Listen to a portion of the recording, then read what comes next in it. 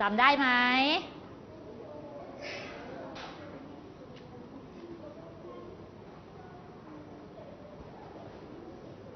เติมให้ถูกแล้วก็ขีดเส้นใต้ลงไปด้วยไม่ยากเนาะยากไหมคะไม่ยากเนาะhorse ไหนขอดูบอยหน่อยลายมือสวยไหมข้อที่3แล้วลูกเร็วดีมากมีคนตอบผิดนะข้อที่2ลูก first fish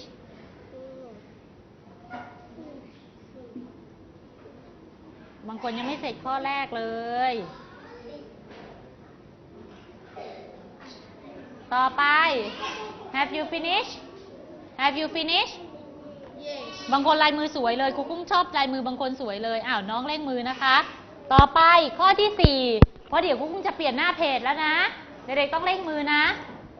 ข้อที่4 number 4คำนี้เลยค่ะ wave wave ก็คือคลื่นคอรออือนอคลื่นไม่เอกคลื่น wave ก็คือคลื่นตัวที่หายไปตัวอะไรเนาะ wave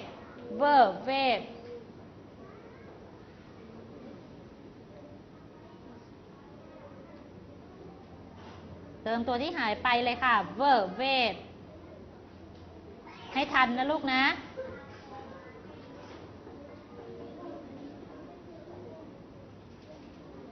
wave แปลว่าคลื่นเด็กๆดูแล้วก็โอ้โหกันว่าคลื่นสูง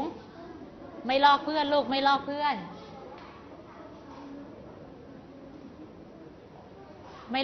นะคะ wave ถ้าไม่ได้ขีดเส้นใต้รอไว้ก่อนเลยแล้วก็ค่อยลอกคำไปลอกคำลงไปก่อนแล้วค่อยมาเติมทีหลังนะคะ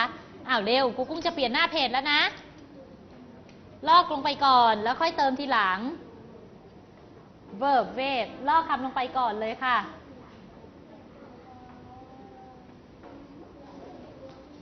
wave ก็คือคลื่นคอรออือนอคลื่นไม่เอกคลื่นรอลิงหรือรอเรือคะรอลิงนะให้สวยได้ไหมเวอร์ตัวอะไรเอ่ยเวฟเมื่อสักครู่เพิ่งเรียนแต่คนทาคุยเลยไม่ค่อยได้เนาะ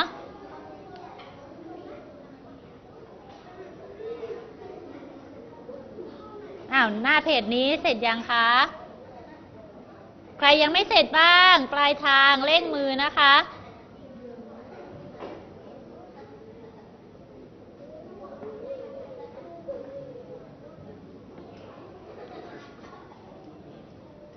เติมได้ไหมปลายทางเติมได้ไหมคะขีดเส้นรอเลย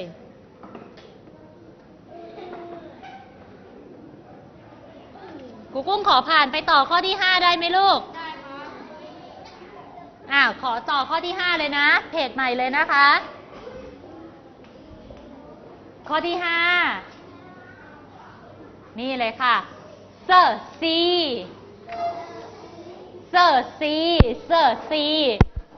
แปลว่าทะเลลงมือเลยเซอร์ซีเติมไม่ได้เว้นไว้ก่อนแล้วก็ลอกให้หมดก่อนเลยลอกคำครูกุ้งลงไปให้หมดก่อนเลยเซอร์ซีแปลว่าทะเลเซอร์ซีทะเล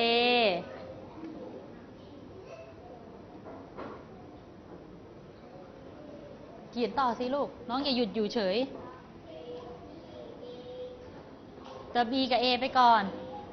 E กับ A ไปก่อนอย่าหยุดอยู่เฉยลูก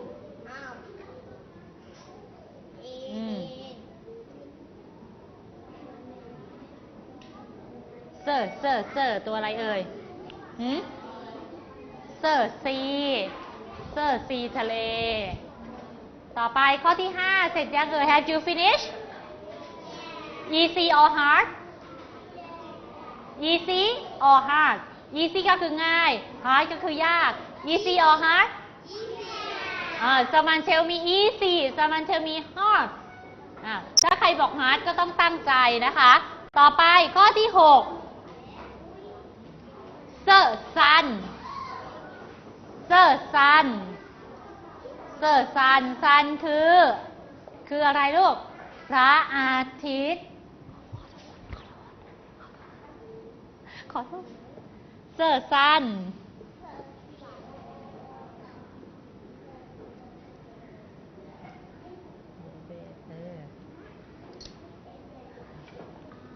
เซอร์ซันพระอาทิตย์เขียนความหมายไปด้วยนะลูก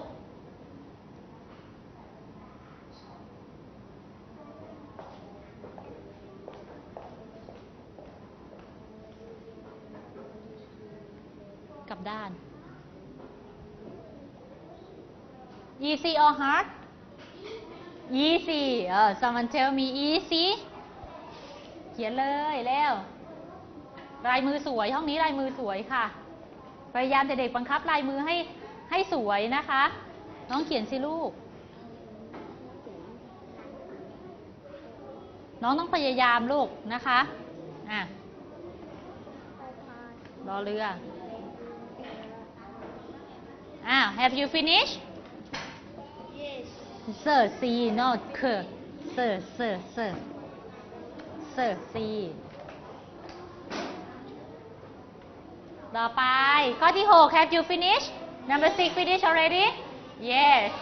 next number 7 fur fisherman fisherman ก็คือชาวประมงเด็กๆคำศัพท์คำนี้อาจจะยาวหน่อยภาษาไทยความหมายของเราก็จะถอยหลังลงไปหน่อยนะคะไม่ตรงไม่เป็นไรไม่ว่ากันแต่ขอให้เขียนให้ถูก fur fisherman ก็คือชาวประมงหรือคนจับปลาใช่ไหมเราเรียกคนจับปลาหรือชาวประมงดี fur fisherman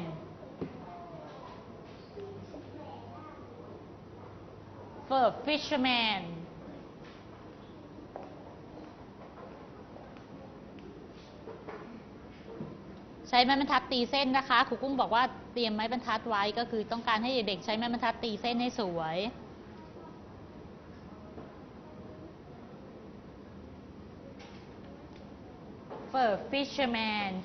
fisherman ก็คือชาวประมง letter อะไรหายไป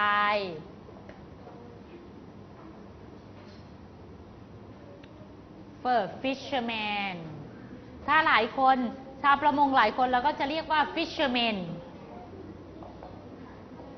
have you finished Yes. easy or hard hard เนาะบางคนบอก hard ยากแล้วว่ะทำไมคำศัพท์ยาวจังเลยแต่เป็นคำศัพท์ที่อยู่ในท้องถิ่นของเราด้วยนะคะ fisherman ก็คือชาวประมงชอช้างสระอาวอแหวน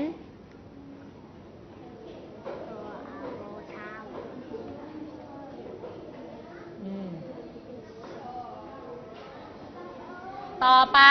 next number 8ข้อที่เท่าไหร่แล้วลูกข้อที่8 shell หายไป2ตัว shell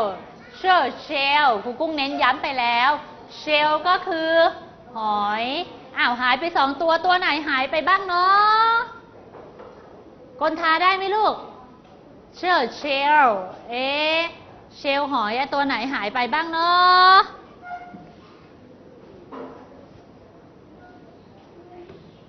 เติมเลยค่ะหายไป2ตัวแหละอาจจะเติมได้ไหมเนาะเชล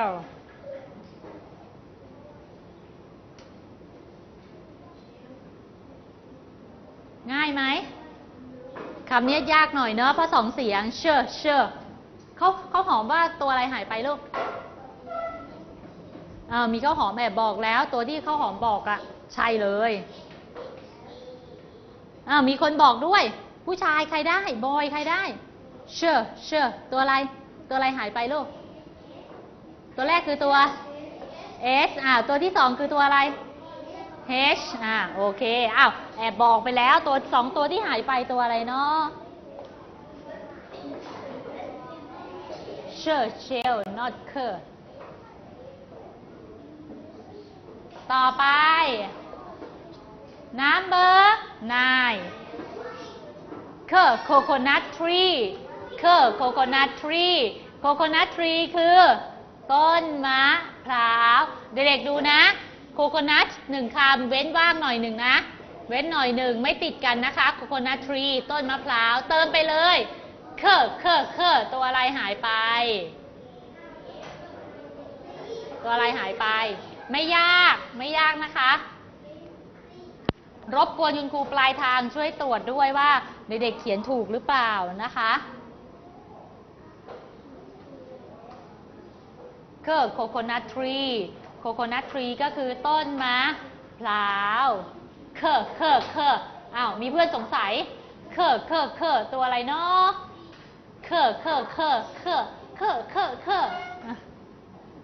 เลเทอร์อะไรเนาะเสียงจริงๆตัวนี้จะมี2เสียงคล้ายกันตอนดูกุ้งเรียนมาเขาบอกเลยตัว C กับตัว K เนี่ยจะเป็นการออกเสียงที่คล้ายกันนะคะเด็กๆก็ต้องเลือกเอาว่าเป็นตัวไหนด้วยเสร็จยัง Have you finished No นั้น No number 10 เลยค่ะ boat boat